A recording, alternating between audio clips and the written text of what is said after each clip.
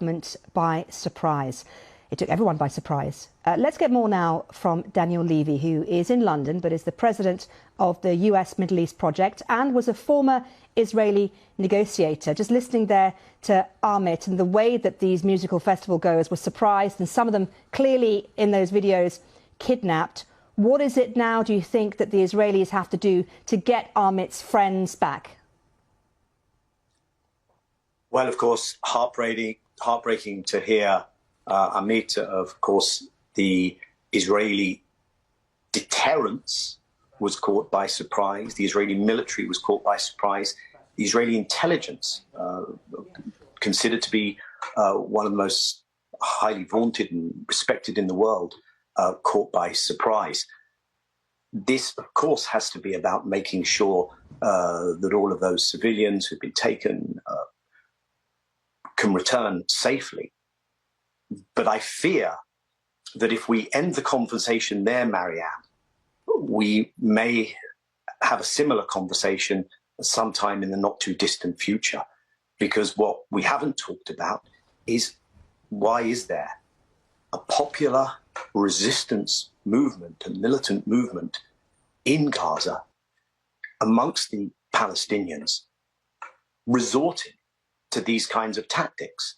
And the sad truth is that, yes, war is terrible. War's terrible anywhere. But the solution is not going to be a military one. The solution is going to have to be a political one, which takes care not only of Amit's friend, but also addresses the fact that Israelis have woken up to a horrific reality yesterday, today. Palestinians live without all the basic freedoms, the basic things that you and me take for granted. They live under a permanent occupation for approaching 6 decades.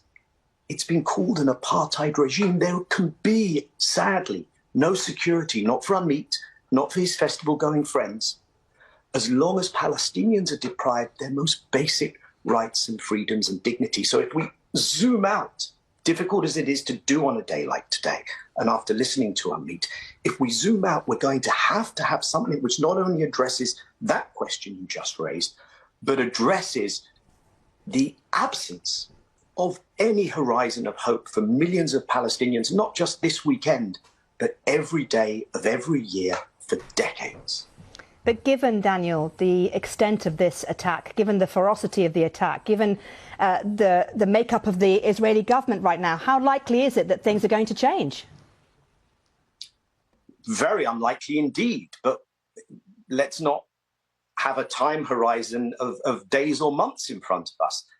The appeal to the international community has to be an appeal that includes sending a signal to Palestinians that they have another way. You know, you have a Palestinian movement which 30 years ago, last month it was 30 years ago, recognized Israel, signed an agreement with Israel, made a deal to pursue negotiations.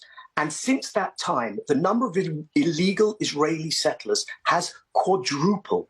Since that time, all those things that you just said, all the indignities that Israelis saw yesterday are visited on Palestinians every day. Now, the reason, I think, that you can have an Israeli government of such extremity is that Israelis have been given the message, and this plays into how this happened. How come this huge failure?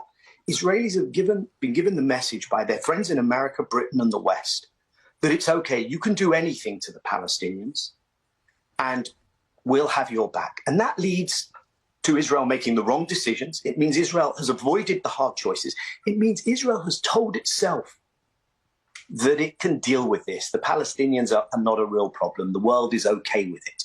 And that leads to the kind of hubris, the kind of ignoring of the reality, which I think has led to a deep decomposition within the system. And today and yesterday, Israelis are waking up to a psychological confusion and shock, the likes of which is unprecedented. And as people take a deep breath, come to terms with this, I'm afraid we're going to see horrific scenes coming from Gaza when it comes to what Israel is going to do there. But at some stage, if we actually want hope and we don't want to have these conversations in the future, that is going to have to include a wall-to-wall change in the policy that's taken towards the Palestinians, because unless Palestinians have security, Israelis won't have security, and war is appalling for everyone caught in it.